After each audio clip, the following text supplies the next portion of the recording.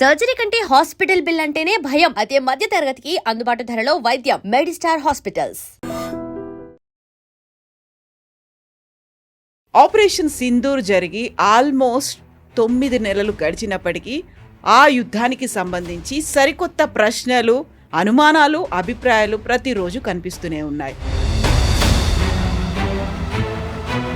మళ్ళీ చైనా ఎందుకు వచ్చింది, మేమే దీన్ని ఆపేశాము అనేటువంటి మాట ఇంతకాలం తర్వాత చైనా నుంచి కూడా ఒక మినిస్టర్ చెప్పడం అనేది. ఆయుధాలు ఎవరు ఇచ్చారు పాకిస్తాన్కి? చైనా నుంచి. చైనా ఎయిర్ డిఫెన్స్ సిస్టమ్స్ అంతా చైనా నుంచి వచ్చింది. డ్రోన్స్, మిసైల్ చాలా మటుకు టర్కీ నుంచి వచ్చింది. ఆయుధాలు ఇచ్చిన వాళ్ళు యుద్ధం ఎందుకు ఆపుతారు? చైనా రోల్ దీంట్లో అర్థం కావట్లేదు. ఎందుకంటే ఇప్పుడు అందరికీ దీంట్లో క్రెడిట్ క్లెయిమ్ చేయాలి. ఇప్పుడు ఒకసారి Chinese government and US government కూర్చొని డిసైడ్ చేయండి, మేము క్రెడిట్ క్లెయిమ్ చేయాలా, మీరు క్రెడిట్ క్లెయిమ్ చేస్తారు.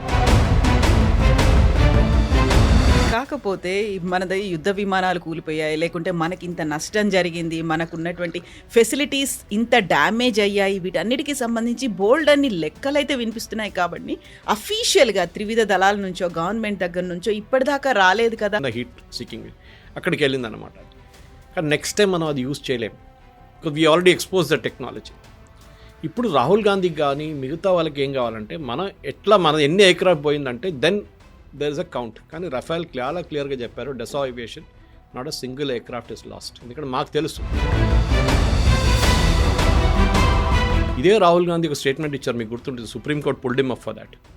మన ఆర్మీ వాళ్ళని చైనీస్ ఆర్మీ వాళ్ళు వచ్చి తరిమి కొట్టారు అని చెప్పి. సో సుప్రీంకోర్టు ఆస్క్డ్ హిమ్, మీరు ఉన్నారా అక్కడ అని అడిగారు.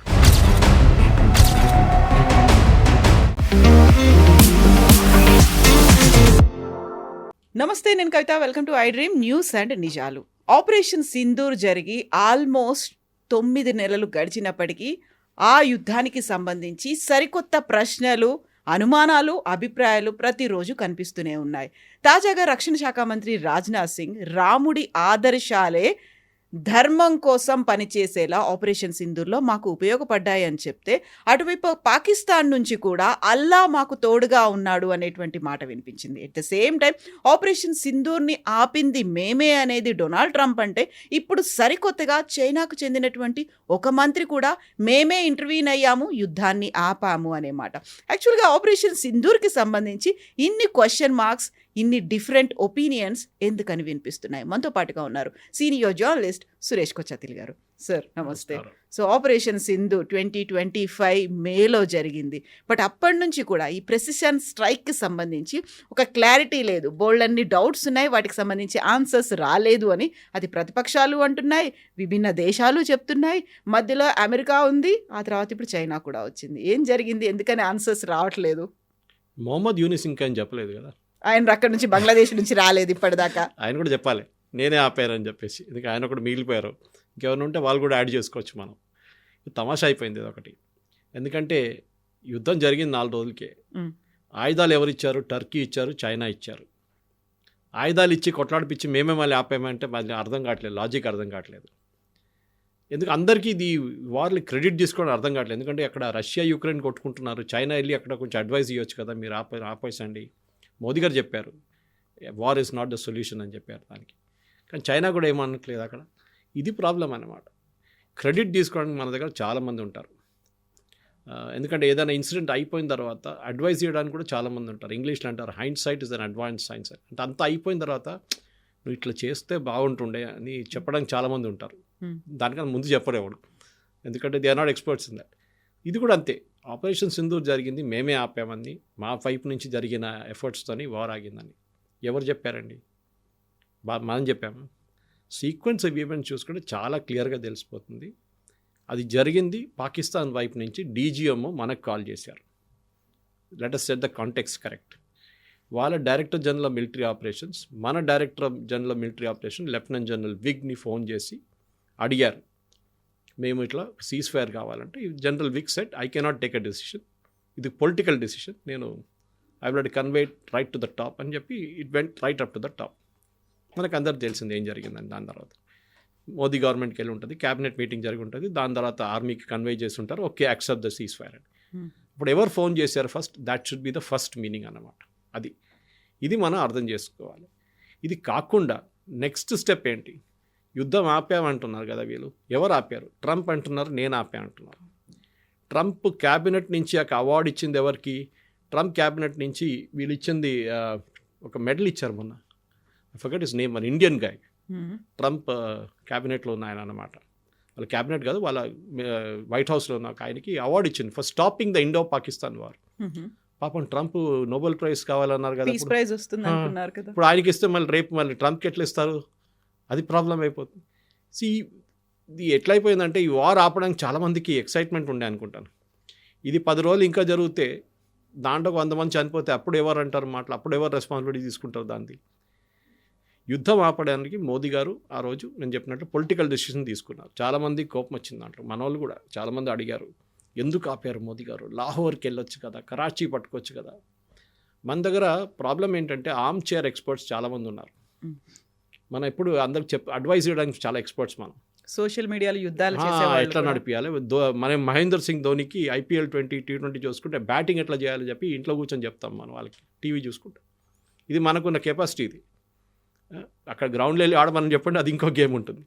సో ఈ పర్టికులర్ యుద్ధంలో కూడా కవిత గారు ఒకటి, రాజ్నాథ్ సింగ్ గారి స్టేట్మెంట్ ఒకటి, అదొక మోర్ ఫిలాసాఫికల్ నోట్లో చెప్పారు. అంటే రాముడి ఐడియల్స్ ఏంటి, ఆయన ధర్మాని కోసం ఫైట్ చేసినప్పుడు ఏం చేశారు, ధర్మానికి చేసినప్పుడు ఏం చేశారు, పీస్ కావాలన్నప్పుడు పీస్ తీసుకున్నారు, ఎప్పుడు కోపం వచ్చి ఆయనకి యుద్ధం చేయాలనుకున్నప్పుడు యుద్ధం కూడా చేయించారండి. అది same thing we see in Mahabharata also. Lord Krishna అర్జునాకి ఇచ్చిన అడ్వైస్ అదే కదా. ఇక్కడ అన్న లేడు, తమ్ముడు లేడు, ఎవరు లేడు, if you see injustice you have to fight, అంతే, సింపుల్ యాజ్ దట్. ఇప్పుడు ఆపరేషన్ సింధూర్లో కూడా కవిత గారు ద ఎంటైర్ థియరీ, ఎందుకంటే మన ఆబ్జెక్టివ్ ఏముండే, ఫస్ట్ ఒక వార్ ఉన్నప్పుడు ఒక ఆబ్జెక్టివ్ ఉంటుంది, ఆ ఒపోనెంట్ని డిఫీట్ చేయాలి. చెస్ గేమ్ ఆడుతున్నప్పుడు కూడా అంతే కదా, క్రికెట్ ఆడుతున్నప్పుడు అంతే, ఆబ్జెక్టివ్ ఉంటుంది. ఈ గేమ్ మనం గెలవాలి, ఈ గేమ్ మనం బ్యాటింగ్ ఫస్ట్ చేస్తే we should win by so many runs, batting second చేస్తే we should win by so many wickets. ఇదొక ఏం ఉంటుంది టీమ్ది. దాన్ని బట్టి పిచ్ కానీ దాని తర్వాత బ్యాటింగ్ టాస్ కానీ ఎప్పుడు వచ్చినా దాన్ని ఏం చేయాలని డిసైడ్ చేస్తారు, స్ట్రాటజీ ఉంటుంది, బ్యాటింగ్ లైనప్ మొత్తం అంతా ఉంటుంది దాంట్లో. ఈ ప్రాబ్లం ఎక్కడ వస్తుందంటే ఈ ఆపరేషన్ సింధూర్లో మన first objective was to hit the terrorist base camps. మనకి 29 టెర్రరిస్ట్ బేస్ క్యాంప్స్కి మన దగ్గర డేటా ఉండే అని చెప్పి మినిస్ట్రీ చెప్పారు. అప్పుడు మినిస్ట్రీలో బ్రీఫింగ్లో వచ్చింది చాలా క్లియర్గా. దాంట్లో మనం 8 సెలెక్ట్ చేసాం, 8 సెలెక్ట్ చేసి కొట్టాం, కరెక్ట్గా దాని మీద వెళ్ళి పడ్డది, ఇంక్లూడింగ్ ముద్రికే మిగతా ప్లేస్లన్నీ. కానీ దాని తర్వాత మనం ఏమన్నాం, that we are stopping the war అని చెప్పలేదు, అయిపోయింది, మాకు లిమిటెడ్ ఆబ్జెక్టివ్ ఉండే, we want to do only this. ఆ limited objectives we achieved, terrorist camp destroy చేసాం, ఇక్కడ మీరు ఏం చేయకండి, మేము కూడా ఏం చేయం. కానీ పాకిస్తాన్ ఏం చేయాలి, మన టెర్రరిస్ట్ క్యాంప్ని కొట్టాలి వాళ్ళు. మన దగ్గర టెర్రరిస్ట్ క్యాంప్స్ ఉందా? లేదు, వాళ్ళ వైపు ఉంది కదా ఉంటుంది. సో వాళ్ళు ఏం చేశారు, మన మిలిటరీ అసెట్స్ మీద, మన క్యాపిటల్ అసెట్స్ మీద కొట్టడానికి ట్రై చేశారు. అది మనం we are stopped it through S-400 కానీ మిగతా ఆకాశ్ మిసైల్స్ ఆపేసుకున్నాము. 3rd డే వెయిట్ చేసి 4th డే పొద్దున మనం వాళ్ళని మొత్తం వాళ్ళ ఎయిర్ ఫోర్స్ బేస్ అన్ని ధ్వంసం చేసాం, వాళ్ళ అవాక్స్ని కొట్టాం, అన్నీ చేసాం. దాని తర్వాత immediately we call for a cease fire. చాలా సింపుల్. ఇప్పుడు దాంట్లో ప్రెసిడెంట్ ట్రంప్ ఏం చెప్పారంటే, నేను ఫస్ట్ ఫోన్ చేశాను చెప్పాను. తర్వాత when Modiji made it very clear, ఎవరు ఫోన్ చేయలేదు, ఇన్ఫ్యాక్ట్ ట్రంప్ ఫోన్ చేశారు కానీ నేను ఫోన్ ఎత్తలేదు అని చెప్పారు. బట్ ట్రంప్ ఆ తర్వాత రీఇటరేట్ చేశారు, నేను టారిఫ్లను ఇంకా పెంచుతా అన్నాను, 250% పెంచుతా అంటే భయపడిపోయి వాళ్ళు ఆపేశారు అనే మాట కూడా అన్నారు. అది ఇప్పుడు ఎట్లయిపోయిందంటే ఏదన్నా నేను క్లెయిమ్ చేయొచ్చు, 500 అని కూడా చెప్పొచ్చు కదా, 250 ఎందుకు ఆపారు నాకు అర్థం కావట్లేదు. అది ఎందుకు భయపడాలి? మనం టారిఫ్ పెడతానంటే మనకు యుద్ధం ఆపేస్తామా? మనం గెలుస్తున్న యుద్ధాన్ని ఏం చేస్తాం మనం? ఇప్పుడు we will fight till the end. మనం టెర్రరిస్ట్ క్యాంప్ని కొట్టాలి, టెర్రరిస్ట్ క్యాంప్ కొట్టాం. కానీ అది కాదు కదా ఇక్కడ ప్రాబ్లం ఎక్కడ వచ్చిందంటే క్రెడిట్ క్లెయిమ్ చేయడానికి. ఎందుకంటే Trump is a character like that. ఆయన ఒక real estate professional, real estate man అని చెప్పొచ్చు. ఆయన డీల్ చేస్తాడు, ఇది ఇక్కడ పెట్టి నేను ఇస్తున్నా, నాకే ఇస్తా చెప్పు, ఇది అట్లా మాట్లాడతా. లాంగ్వేజ్ వాళ్ళది అట్లా ఉంటుంది, రియల్ ఎస్టేట్ వాళ్ళది. ఇది కూడా అదే లాంగ్వేజ్ మాట్లాడుతున్నాను. నేను సీజ్ ఫైర్ ఆఫర్ చేశాను, సీజ్ ఫైర్ కాకపోతే ఇది చేస్తా అని చెప్పాను, దానికోసం అట్లా జరిగింది. ఒక మెచ్యూర్ పొలిటికల్ లీడర్ ఎప్పుడు అట్లా మాట్లాడదు. చూడండి, మేము మాట్లాడాము వాళ్ళతోని, ఇద్దరితో ఎక్స్ప్లెయిన్ చేసాము, యుద్ధం ఆపితే బాగుంటుంది, ఇది ఇంకా ముందుకు వెళ్తే చాలామందికి ప్రాబ్లం వస్తుంది, వీ టాక్డ్ అబౌట్ ఇట్ అని చెప్పొచ్చు. దాంట్లో అన్నిటికంటే ఇంపార్టెంట్ కవిత గారు ఎవరికి ఫోన్ చేశారు చూడండి, పాకిస్తాన్ వైపు ఎవరికి ఫోన్ చేశారు? The Trump himself side Asim మునీర్కి ఫోన్ చేశారు, ఆర్మీ చీఫ్కి. మీరు ఇండియా వైపున ఎవరికి ఫోన్ చేశారు? ఫస్ట్ మోదీ గారు ట్రై చేశారు, మోదీ గారు దొరకకపోతే then they spoke to Ajit Doval. చూడండి పొలిటికల్ డెసిషన్ మేకింగ్. అక్కడ ఆర్మీ చీఫ్ ఫోన్ చేశారు, షబాజ్ షరీఫ్ కాదు. బికాజ్ వాళ్ళకి తెలుసు వాళ్ళ కంట్రీ ఎవరు నడిపిస్తున్నారు. Pakistan runs because of army and Allah, simple as that. అక్కడ పాకిస్తాన్లో ఆర్మీయే నడిపిస్తారు, దాని తర్వాత వాళ్ళ రిలీజన్ వస్తుంది నెక్స్ట్. సో వాళ్ళు ఫోన్ చేసి షబాజ్ షరీఫ్కి ఫోన్ చేశారు, చేయకుండా అసీం మునీర్కి ఫోన్ చేశారు. అసీం మునీర్ న్యాచురల్ షబాజ్ షరీఫ్ దగ్గర చెప్పుంటారు, వాళ్ళు సీజ్ ఫైర్ అడుగుతున్నారు, సీజ్ ఫైర్ తీసుకోమంటే ఏం చెప్తారు? ఇన్ఫార్మ్ డీజీఎంఓ అంటారు. వాళ్ళ డీజీఎంఓకి చెప్పారు, ఆయన మనకు. So this is the sequence అనమాట. దాంట్లో దుంకి క్రెడిట్ తీసుకోవడము, మళ్ళీ మొన్న మెడల్ ఇవ్వడం, ఇంకొక ఆయనకి మెడల్ ఇచ్చాడు దానికి. దాని తర్వాత చెప్పారు కదా 7 ఎయిర్క్రాఫ్ట్లు కొట్టుపడేసాను. ఇవాళ దగ్గర ట్రంప్ చెప్పట్లేదు ఎవరు ఎయిర్క్రాఫ్ట్లు అని చెప్పేసి. రఫేల్ కూడా కూలిపోయింది అనేది కూడా ట్రంప్ కూడా చెప్పారు కదా అదే మాట. ప్రతి రఫేల్కి ఒక కీ ఉంటుంది. కీ అంటే మన నార్మల్ ఫిజికల్ కీ కాదు, ఒక డిజిటల్ కీ ఉంటుంది. కోడ్ వర్డ్ కాదు, అప్గ్రేడేషన్ ఆఫ్ సాఫ్ట్వేర్ కోసం. అది మనకి ఫస్ట్ సెట్ ఆఫ్ ఎయిర్క్రాఫ్ట్లు 36 ఎయిర్క్రాఫ్ట్లో Dassault Aviation, that's parent company, మనకు సైన్ చేసిన కాంట్రాక్ట్లో చిన్న ఒక లోపం ఉండేది. They didn't give us a key for it. ఈ కీతోని మీరు మీ మిసైల్ సిస్టమ్ కూడా అప్గ్రేడ్ చేసుకోవచ్చు. అంటే మీ వింగ్స్ కింద ఉన్న మిసైల్ లోడ్ చేయడానికి పాడ్స్ ఉంటుంది. అది ఒక స్టాండర్డ్ పాడ్ ఉంటుంది, ఇంత లెంగ్త్ ఇంత విడ్త్ దాంట్లో పెట్టుకోవచ్చు, దాని కింద ఇంత వెయిట్ దాకా తీసుకుంటుందని. మీరు ఎక్సెస్ పెట్టలేదు కదా, వింగ్ పడిపోయి వింగే ఎరిపోతుంది. అది దానికి మార్చడానికి కూడా ఈ కీ కావాలి మనకి, సాఫ్ట్వేర్ కీ. అది మనకి ఇవ్వలేదు. కానీ అక్కడ కూర్చొని డసో ఏవియేషన్కి మన దగ్గర ఉన్న ఎయిర్క్రాఫ్ట్ ఎక్కడుందని కూడా చెప్పగలరు వాళ్ళు. మన జీపీఎస్ లాగా, just like GPS we can say where did you park your car yesterday. వాళ్ళ దగ్గర డేటా ఉంటుంది. సో డసో క్లియర్గా చెప్పారు, 1 ఎయిర్క్రాఫ్ట్ హ్యాడ్ అన్ ఇష్యూ. ఒక ఎయిర్క్రాఫ్ట్కి 19,000 ఫీట్లో ఒక ఇష్యూ ఉండే, దించి కిందకి తీసుకొచ్చారు, దాన్ని రిపేర్ చేసి second day they all flew. This is exactly air marshal Bharti చెప్పారు ప్రెస్ కాన్ఫరెన్స్లో ఆ రోజు. Next day all our pilots flew అని చెప్పారు. అది all is very important. All word is చాలా చాలా, ఎందుకంటే మీడియాలో మనం ఒకసారి మిస్ అయిపోతాం అది. కానీ all our pilots flew the next day అన్నమాట. We didn't lose a single pilot. ఎందుకంటే మన దగ్గర కవిత పాకిస్తాన్ లాగా కాదు. ఒక ఎయిర్క్రాఫ్ట్ కూలి కింద పడితే వీడియో తీసుకోవడానికి 10 మంది ఉంటారు. ఊరోల్లో ఆ పక్కన ఉన్న వాళ్ళు అందరి దగ్గర మొబైల్ ఫోన్ ఉంటుంది. ఆ పైలట్కి ఏమైనా అయిందనుకొని దానికి సపోజ్ ఈ పాస్ట్ అవే, ఆయన చనిపోతే పెద్ద ప్రాసెస్ ఉంటుంది, దానికి ఫ్యూనరల్ ఉంటుంది, స్టేట్ ఫ్యూనరల్ ఉంటుంది, అన్నీ చేస్తారు వీళ్ళు, మిలిటరీ ఆనర్స్ ఉంటుంది. మనం ఏం చూడలేదు అది. మన దాంట్లో కార్గిల్ వార్లో కూడా చూడండి, పాకిస్తాన్ వాళ్ళు వాళ్ళ చనిపోయిన సైనికులు తీసుకెళ్ళలేదు, వాళ్ళు డెడ్ బాడీ అక్కడే పట్టేసి వెళ్ళిపోయారు వాళ్ళు. No army will do it. ఒక ప్రొఫెషనల్ ఆర్మీ ఫోర్సెస్, ఆర్మీ అంటే ఆర్మ్ ఫోర్సెస్, ఎవరు వాళ్ళ సోల్జర్స్ని అక్కడ పడేశారు. లెఫ్టినెంట్ కాలియా కోసం మన ఎన్ని రోజులు ఆయన బాడీ కోసం, వాళ్ళ టీం బాడీ కోసం మనం దేవులాడు, 45 రోజుల తర్వాత దొరికింది మనకు ఆ బాడీ. అది lieutenant Kalia was the first person to be killed in Kargil war. ఇది చాలా ఇంపార్టెంట్. సో మన దగ్గర ఉన్న ప్రొఫెషనల్ ఆర్మీ సిస్టమ్ పాకిస్తాన్లో లేదు. Pakistan army is politicized. వాళ్ళు ఫస్ట్ ఏం చేస్తారు, ఆర్మీలో ఒక మీరు మేజర్ జనరల్ లెవెల్లో రాగానే లండన్లో ఒక పెద్ద ఇల్లు తీసుకుంటారు, దానికి ఏజెంట్లు ఉంటారు డబ్బులు కట్టడానికి రెడీగా. Pakistan army totally compromise. So మేము వార్ ఆపాము, మేము చెప్పాము, దానికోసం ఇండియా ఆపేశారు. ఇదే ఆయన థాయిలాండ్లో ట్రై చేసిండు, థాయిలాండ్ కంబోడియా కొట్టుకుంటే మేము వెళ్ళి చెప్పేసాము ఆపేసేయండి అని చెప్పి అందరూ ఆపేశారండి. మళ్ళీ మొదలైంది, మళ్ళీ అన్నాడు మేము పంపిస్తున్నాం మనుషులని చెప్పాడు, వాళ్ళు మళ్ళీ కొట్టుకున్నారు. మొన్న సుడాన్లో అదే జరిగింది. సుడాన్ నుంచి ఎవరో ఇద్దరిని తీసుకొచ్చి వైట్ హౌస్లో కూర్చోబెట్టి సంతకం చేయించాడు. తర్వాత అడిగితే వాడెవడు నాకు తెలియదు, వీరెవడు నాకు తెలియదు అంటారు వాళ్ళిద్దరు. So who are those 2 people, God only knows. ఈ ఇమేజరీ కోసం, ఫోటో ఆప్ అంటాం చూడండి మనం, ఈ ఫోటో ఆప్ కోసమే ట్రంప్కి ఇది అన్నీ చేస్తారన్నమాట. ఆయనకి కావాల్సింది that he wants photo opportunities. దానికోసం ఎవరినైనా తీసుకొచ్చి అక్కడ కూర్చోబెట్టి సంతకం చేయడం, నేనే చేశాను అన్నీ, నేనే అన్నీ ఆపాను, యుక్రెయిన్ రష్యా వార్ నేనే ఆపాను. ఓకే, ఏ లోకంలో ఎక్కడ ఏ యుద్ధం రోడ్డు మీద ఇద్దరు కొట్టుకుంటే కూడా వాళ్ళు నేనే ఆపాను అని చెప్పడానికి ట్రంప్ చాలా పెద్ద ఛాంపియన్ అన్నమాట. ఇప్పుడు మళ్ళీ చైనా ఎందుకు వచ్చింది, మేమే దీన్ని ఆపేసాము అనేటువంటి మాట ఇంతకాలం తర్వాత చైనా నుంచి కూడా ఒక మినిస్టర్ చెప్పడం అనేది? మీరు ఆలోచించండి కవిత గారు, ఆయుధాలు ఎవరు ఇచ్చారు పాకిస్తాన్కి? Turkey and China. Air defence systems అంతా చైనా నుంచి వచ్చింది. డ్రోన్స్, మిసైల్ చాలా మటుకు టర్కీ నుంచి వచ్చింది. ఎయిర్క్రాఫ్ట్ J-15, J-17 చైనా వాళ్ళు ఇచ్చారు. ఆయుధాలు ఇచ్చిన వాళ్ళు యుద్ధం ఎందుకు ఆపుతారు? అది 2 కూలు పడితే ఇంకా 2 తీసుకుంటారు కదా మాదాన్ని అనుకుంటారు. 10 డ్రోన్లు యూజ్ చేసుకుని ఇంకా 10 అడుగుతారు కదా మన దారిని. సో చైనా రోల్ దీంట్లో అర్థం కావట్లేదు. ఎందుకంటే ఇప్పుడు అందరికీ దీంట్లో క్రెడిట్ క్లెయిమ్ చేయాల్సి వస్తుంది. ఇప్పుడు ఒకసారి Chinese government and US government కూర్చొని డిసైడ్ చేయండి, మేము క్రెడిట్ క్లెయిమ్ చేయాలా, మీరు క్రెడిట్ క్లెయిమ్ చేస్తారని. ఎందుకంటే వీళ్ళు ఇప్పుడు నేను అదే చెప్పాను, మొహమ్మద్ యూనిస్ ఇంకా క్లెయిమ్ చేయలేదు, మా బంగ్లాదేశ్ వాళ్ళు కూడా రేపు చెప్తారు మేమే ఆపాము ఇదంతా యుద్ధం అని చెప్పేసి. అందరికీ ఇదొక్కటే యుద్ధం ఉందండి, అందరు క్లెయిమ్ చేస్తున్నారు. అక్కడ పక్కన రష్యా యుక్రెయిన్ పిచ్చోళ్ళ కొట్టుకుంటున్నారు.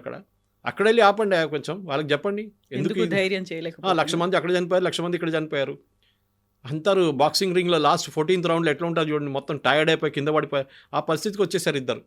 అప్పుడు కూడా నడుస్తుంది యుద్ధం, అక్కడ ఆగట్లేదు. సో ఈ క్రెడిట్ క్లెయిమ్ చేయడంలో చైనీస్ వాజ్ రియలీ లాఫబుల్. ఎందుకంటే అర్థం కాదు. అప్పుడు ట్రంప్ మళ్ళీ కూడా మనం ఒక బెనిఫిట్ ఆఫ్ డౌట్ ఇవ్వచ్చు. కానీ ఈ చైనీస్ వాళ్ళు ఎక్కడి నుంచి వచ్చారు, వాళ్ళకి ఏం దీంట్లో లాజిక్ ఎక్కడ, వాళ్ళకి మనతో మాట్లాడడానికి first of all China doesn't have proper diplomatic relations మనతో, చైనాతో ఇప్పుడు దాకా లేకుండే. యుద్ధం తర్వాతనే కదా SCO సమ్మిట్ జరిగిన తర్వాతనే కదా అంతా మనం కొంచెం డెవలప్ చేసాం. వాళ్ళ దగ్గర వీసాలు కూడా ఇవ్వట్లేదు చాలా సంవత్సరాలు ఇచ్చి మన వాళ్ళు చైనీస్ ఆఫీషియల్స్కి. ఈ పరిస్థితిలో కవిత గారు చైనా చేసిందని చెప్పి ఇట్స్ లాఫబుల్, US చెప్పింది దానికన్నా పెద్ద జోక్ అది. మనం అన్ని లైట్ తీసుకోవాలి. మోదీ గారు పార్లమెంట్లో స్టేట్మెంట్ ఇచ్చారు. నిన్న కూడా ఒక ట్వీట్ చూసాను నేను, ఏదో కాంగ్రెస్ స్పోక్స్ పర్సన్ది జయరాం రమేష్ గారు. అది ఏంటి చైనా చెప్పారు, మీరు క్లారిఫై చేయాలి. ఎందుకు చేయాలండి? అన్నీ రోడ్డు మీద నడుస్తుంటే ఏనుగు పోతుంటే వెనక కుక్కలు మొరుతూనే ఉంటుంది. ఏనుగు తిరిగి చూస్తుందా, ఎందుకు చూస్తున్నావు అని చెప్పి అడుగుతుందా? ఏనుగు పాటు చూసుకుంటే వెళ్ళిపోతుంది. కాకపోతే మనది యుద్ధ విమానాలు కూలిపోయాయి, లేకుంటే మనకి ఇంత నష్టం జరిగింది, మనకు ఉన్నటువంటి ఫెసిలిటీస్ ఇంత డ్యామేజ్ అయ్యాయి, వీటన్నిటికీ సంబంధించి బోల్డ్ అన్ని లెక్కలైతే వినిపిస్తున్నాయి. కాబట్టి అఫీషియల్గా త్రివిధ దళాల నుంచో గవర్నమెంట్ దగ్గర నుంచో ఇప్పటిదాకా రాలేదు కదా. సర్జికల్ స్ట్రైక్ సమయంలో కూడా క్లారిటీ ఇవ్వలేదు. ఈ ప్రెసిషన్ స్ట్రైక్ ఆపరేషన్ సింధూర్ సమయంలో కూడా క్లారిటీ అనేది మిస్ అవుతుంది. కాబట్టి వేరే దేశాలు దీన్ని క్లెయిమ్ చేస్తున్నాయి, మనం ఎందుకు ట్రాన్స్పరెంట్గా లేము అనేది కదా క్వశ్చన్ అక్కడ. ఇప్పుడు ఇజ్రాయెల్ గాజా వార్ జరిగిందండి. ఇజ్రాయెల్లో ఉన్న ఏదైనా ఆపోజిషన్ లీడర్ క్లెయిమ్ అడిగారా? ఎంతమంది మన వాళ్ళు చంపేశారు, ఎంతమంది వాళ్ళ వైపు నుంచి చనిపోయారు అని డీటెయిల్స్ అడిగారా? ఎవరు అడగరు. A professional army details A party అడగరు. ఎందుకంటే ఇదే యుద్ధం మన రేపు మళ్ళీ మొదలు కావచ్చు. దానికోసం సర్జికల్ స్ట్రైక్లో జరిగినప్పుడు మనం ఎట్లా చేసామని చెప్పి ఎప్పుడు చెప్పాం మనం. Because next time Pakistan will be careful. ఇప్పుడు మనం రఫాల్లో మనం ఏం చేసామని మన అందరికీ తెలుసు. వీ యూజ్డ్ డెకాయ్ ఎయిర్క్రాఫ్ట్ వెనుక ఇంకా చిన్నగా ఎయిర్క్రాఫ్ట్ పెట్టుకున్నాం మనం. డెకాయ్ ఉండేది. పాకిస్తాన్ పంపించిన మిసైల్స్ అంతా దీని వైపు వెళ్ళింది. ఎందుకంటే హీట్ సీకింగ్ మిసైల్ ఉంటుంది. హీట్ ఎక్కడుందో అక్కడికి వెళ్తుంది. సో ఈ హీట్ ఇంజిన్కి ఉంది, మెయిన్ రఫాల్ ఇంజిన్కి ఉంది, దీనికి కూడా ఒక చిన్న హీట్ సీకింగ్ అక్కడికి వెళ్ళింది అనమాట. అది కానీ నెక్స్ట్ టైం మనం అది యూజ్ చేయలేము. Because we already expose the technology. ఇప్పుడు రాహుల్ గాంధీకి కానీ మిగతా వాళ్ళకి ఏం కావాలంటే మన ఎన్ని ఎయిర్క్రాఫ్ట్ పోయిందంటే then there is a count. కానీ రఫాల్ చాలా క్లియర్గా చెప్పారు, Dassault aviation not a single aircraft is lost. ఎందుకంటే మాకు తెలుసు ఒక ఎయిర్క్రాఫ్ట్ పడిపోతే కూడా మా కీ డీయాక్టివేట్ అయిపోతుంది. ఎక్కడ ఏం కాలేదు, వాళ్ళ ఎయిర్క్రాఫ్ట్ అంతా బాగానే ఉంది. ఒక ఎయిర్క్రాఫ్ట్కి ప్రాబ్లం ఉండే, నేను ముందు చెప్పినట్లు. అది కాకుండా పాకిస్తాన్ అంటున్నారు మా సర్గోదా బేస్ హిట్ చేశాను, వాళ్ళ ప్రధానమంత్రి అన్నారు, వాళ్ళ ఫారెన్ మినిస్టర్ మొన్న అన్నారు దట్ మాకు మొత్తం అవాక్స్ 2 పోయినాయి మాదంట. ఎయిర్ బోల్డింగ్ వార్నింగ్ సిస్టమ్ ఎయిర్క్రాఫ్ట్, పెద్ద ఎయిర్క్రాఫ్ట్ అది 30,000 35,000 ఫీట్లో ఫ్లై అవుతుంది. అది మాకు బేస్లో పెట్టాము, రిపేర్ కోసం వచ్చింది, అది పోయింది. దాంతోపాటు వాళ్ళు రిపేర్ చేశారు, రన్వే రిపేర్ చేశారు వాళ్ళు. ఇది అన్నీ చేసింది. అది కాకుండా ముద్రికేలో మనం కొట్టింది వాళ్ళే అక్నాలెడ్జ్ చేశారు, మొత్తం ఫ్యామిలీ పోయిందని చెప్పి మసూద్ అజర్ అన్నారు. కానీ మన వాళ్ళు కాదు, యాక్సెప్ట్ చేయరు. సర్జికల్ స్ట్రైక్లో ప్రూఫ్ అడిగారు. ఎవరైనా అడుగుతారండి? ఎందుకు మరి బాలాకోట్లో స్ట్రైక్ జరిగినప్పుడు కొన్ని చెట్లు కొట్టేశారని చెప్పి రాహుల్ గాంధీ, అరవింద్ కేజ్రీవాల్ స్టేట్మెంట్ ఇచ్చారు. ఎట్లాంటి బాంబ్ యూజ్ చేశాము? Bunker buster bomb. అదే బాంబ్ హెజ్బుల్లా చీఫ్ నస్రుల్లా వ్యతిరేకంగా వాడారు ఇజ్రాయెల్. 4-5 ఫ్లోర్లు డ్రిల్ చేసుకుంటే లోపల వెళ్ళి కొడుతుంది ఆ బాంబ్. అది బయట నుంచి బిల్డింగ్ అట్లనే ఉంటుంది చూడ్డానికి, లోపల వెళ్ళి ఇంప్లోడ్ అవుతుంది అది. And we use the same bomb, striker bomb in Balakot. Proof కావాలంటే అంటే అక్కడ వెళ్ళి వీడియోలు తీసుకొని రాహుల్ గాంధీ గారి కోసం తీసుకొచ్చి మళ్ళీ ఇక్కడ చూపించాలండి. రేపు మనకి first of all we are shot from the air. ఏముంటుంది షార్ట్? అది మనకు విజిబిలిటీ ఉంటుంది, బాంబ్ వచ్చి ఉంటుంది, షార్ట్ ఉంటుంది అంతే. మనం we don't want to show. వాళ్ళు అక్నాలెడ్జ్ చేస్తున్నారు. దాని తర్వాత ఆ ఏరియా నుంచి ఈ పర్టికులర్ బాలాకోట్ అని చెప్పేది ప్లేస్లో ఒక ట్రైనింగ్ సెంటర్ ఫర్ టెర్రరిస్ట్, అందరికి తెలిసింది అది. వాళ్ళు కూడా అక్నాలెడ్జ్ చేశారు. దాని తర్వాత అక్కడి నుంచి ఒక్కడు బయటికి రాలేదు. నెక్స్ట్ 3 days వీళ్ళు శాటిలైట్ పిక్చర్స్ చూసుకున్నారు. దాని తర్వాత బిల్డింగ్ మొత్తం కొట్టుపడేశారు పాకిస్తాన్ ఆర్మీ. ఎందుకు? Because they suffered substantial damage inside. Building pillars అని పోయి ఉంటుంది. ఇది నేను చూపించాలి, ప్రూఫ్ ఇవ్వాలి, అది చేయాలంటే ఇట్స్ నాట్ పాసిబుల్. ఒక ప్రొఫెషనల్ ఒసామా బిన్ లాదెన్ చంపారండి US ఆర్మీ. సీల్స్ వాళ్ళు చేశారు అటోబాబాద్లో. దాని తర్వాత అట్ సీ బరీ చేశారు. అట్ సీ అంటే వాళ్ళు ఏం చేస్తారంటే బేసిక్లీ సింపుల్ లాంగ్వేజ్ చెప్పాలంటే పెద్ద పెద్ద రాళ్ళు కట్టేసి కాలు చేతులు కట్టేసి సముద్రంలో పడేస్తారు. వాళ్ళు బయటికే రావు. అది ఎక్కడ పడేసారు వాళ్ళకే తెలుసు. ఎందుకంటే they didn't want to make a memorial for him. వాడికి వాళ్ళ ఫ్యామిలీ వాళ్ళకి ఎవరికి ఇస్తే పెద్ద మెమోరియల్ కడతారు.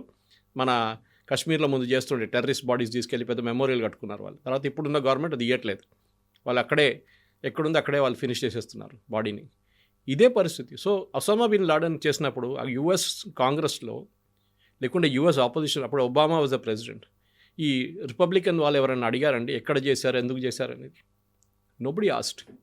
మీ ఆర్మీ చేసినప్పుడు మీకు అడగడానికి అర్హత లేదు. They are a professional outfit. వాళ్ళని డౌట్ చేయకండి. ఇదే రాహుల్ గాంధీ ఒక స్టేట్మెంట్ ఇచ్చారు, మీకు గుర్తుంటుంది. Supreme Court pulled him up for that. మన ఆర్మీ వాళ్ళని చైనీస్ ఆర్మీ వాళ్ళు వచ్చి తరిమి కొట్టారు అని చెప్పి. సో సుప్రీంకోర్టు ఆస్క్డ్ హిమ్, మీరు ఉన్నారా అక్కడ అని అడిగారు.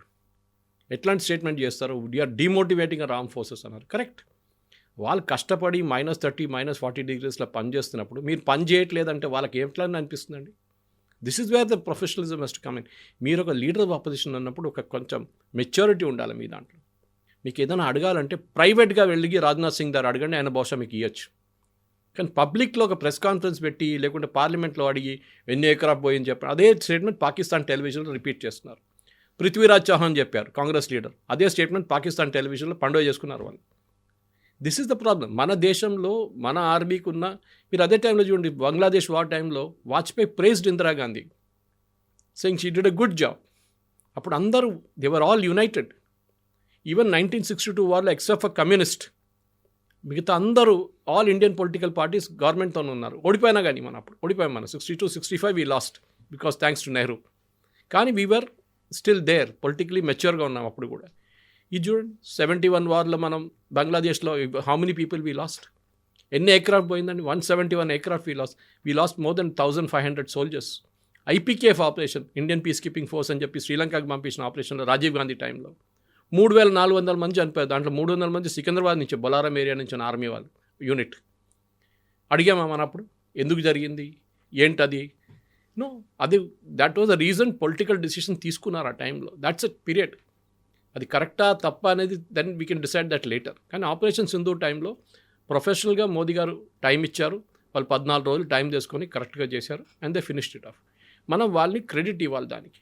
అది కాకుండా ఎన్ని ఎయిర్క్రాఫ్ట్లు పోయినా అంటే you are questioning the competence of the pilots మీద ఉన్న పైలట్స్ ఆ థర్డ్ క్లాస్ అని చెప్తున్నారు మీరు, వేరే ఆ పైలట్స్ ఆ టాప్ క్లాస్.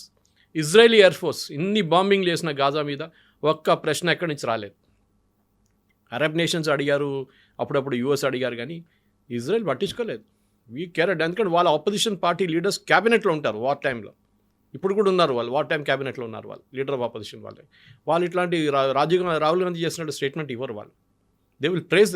సరే, జరిగిన September 7 that attack was bad, కానీ దాని తర్వాత ఇప్పుడు మొసాడ్ చీఫ్ని శాక్ చేశారు, అదన్నీ జరిగింది ఇప్పుడు. But after the war is over, యుద్ధం అయిన తర్వాత యాక్షన్ తీసుకుంటారు. మన వైపు నుంచి కార్గిల్ జరిగినప్పుడు తప్పులు జరిగింది, ఇంటెలిజెన్స్ ఫెయిలియర్. నాకు అర్థం కాదు వీళ్ళకి ఇంటెలిజెన్స్ అంటే ఏంటని కూడా అర్థం కాదు వీళ్ళకి. మిలిటరీ ఇంటెలిజెన్స్లో ఏది హ్యూమన్ ఇంటెలిజెన్స్ ఏంటి, టెక్నికల్ ఇంటెలిజెన్స్ ఏంటి, అది ఎట్లా పనిచేస్తుంది, యాక్షనబుల్ ఇంటెలిజెన్స్ అని ఏముంటుంది, దీని ఏ ఐడియా లేని వాళ్ళు మాట్లాడతారు, ప్రెస్ కాన్ఫరెన్స్లు చేస్తారు. ఇది మన ట్రాజడీ కవిత గారు. ఒక్కొక్కసారి కోపం వస్తుంది. నేను రిటైర్ అయిన air force officials, army officials regularly మాట్లాడుతుంటే మా ఏరియాలో చాలామంది ఉంటారు. వాళ్ళు అదే అంటారు, వీ ఫీలింగ్ అషేమ్డ్ దట్ ఇట్లాంటి క్వశ్చన్స్ అడుగుతున్నారు, ఏం చేయాలి, మేము రిటైర్డ్ వాళ్ళు మేమైనా ఆన్సర్ చేయవచ్చు కదా అంటున్నారు. కొంతమంది తీసుకొచ్చి స్టూడియోలో కూర్చోబెట్టాను నేను. కార్గిల్ టైంలో డెఫినెట్గా ముగ్గురిని లెఫ్టినెంట్ జనరల్ లెవెల్లో, ఒక మేజర్ జనరల్ లెవెల్లో తీసుకొచ్చి స్టూడియోలో కూర్చోబెట్టి మాట్లాడిపించాను నేను. They knew how to explain what happened there అనేది. అది చెప్పట్లేదు. అప్పుడు నచికేత ఫేస్ చేసిన సిచ్యువేషన్, తర్వాత అభినందన్ ఫేస్ చేసిన సిచ్యువేషన్ మన బాలాకోట్ టైంలో ఇదంతా జరిగింది కదా. అభినందన్ పట్టుకున్నాడు, ఇక్కడ పండుగ చేసుకున్నారు ఆపోజిషన్ పార్టీ, చూసుకొని పట్టుకున్నారు, మోదీ గారు అయిపోయింది. మోదీ గారు with in 24 hours Abhinandan was back. తర్వాత పాకిస్తాన్ పార్లమెంట్లో చెప్పారు కదా that his legs were shaking అని చెప్పి, వాళ్ళ ఫారిన్ మినిస్టర్ది పార్లమెంట్లో మాట్లాడుతున్నప్పుడు. అదే కదా, అది మనం చేసాం మనం. బికాస్ డెడ్ లైన్ ఇచ్చారు మోదీ గారు, 24 hours లోపల పంపించకపోతే అంతే సంగతి మీద అని చెప్పేసి. And US acknowledged it that all Indian missiles are pointing towards Pakistan అని. They knew the end result ఏమవుతుంది అనేది. సో మన ఆర్మీని మనం రెస్పెక్ట్ చేద్దాం కవిత గారు. ఈ చైనా వాళ్ళు క్లెయిమ్ చేసే కానీ అంటే చైనీస్ని బిలీవ్ చేస్తున్నామా, యూఎస్ని బిలీవ్ చేస్తున్నాం, మన ఆర్మ్ ఫోర్సెస్ని బిలీవ్ చేస్తున్నాం. మన పొలిటికల్ ఎస్టాబ్లిష్మెంట్ దీని న్యూస్ ఇవ్వక్కర్లేదు. Army has given, general Chauhan చాలా డీటెయిల్ స్టేట్మెంట్ ఇచ్చారు, ఎయిర్ ఫోర్స్ చీఫ్ మాట్లాడారు దీని గురించి. అది కాకుండా నేవల్ ఆపరేషన్స్ చాలా కన్స్ట్రెయింట్గా ఉన్నాయి, వాళ్ళది ఎక్కువ చేయలేదు వాళ్ళు. వీళ్ళిద్దరు చాలా డీటెయిల్గా బ్రీఫింగ్ ఇచ్చారు, దానికన్నా ఎక్కువ మనం చెప్పక్కర్లేదు. Some things cannot be said, చెప్పకూడదు కూడా ఏం జరిగింది వార్ ఫ్రంట్లో అని.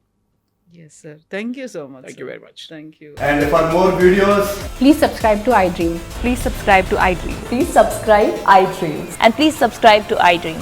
For more videos, subscribe to iDream. please like, share, and subscribe to the channel. Congratulations, iDream. Subscribe to iDream. Subscribe to iDream. So subscribe to iDream Media. iDream ki iDream team andarki huge congratulations. Please subscribe iDream Media. Please subscribe to iDream. Subscribe iDream. Please subscribe to iDream.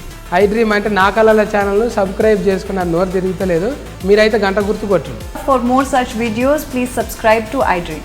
Subscribe to iDream. Please subscribe to iDream. Please subscribe iDream Media. Please do subscribe to iDream. Please subscribe to iDream Media. For best entertainment and information, please subscribe iDream. And don't forget to subscribe to iDream.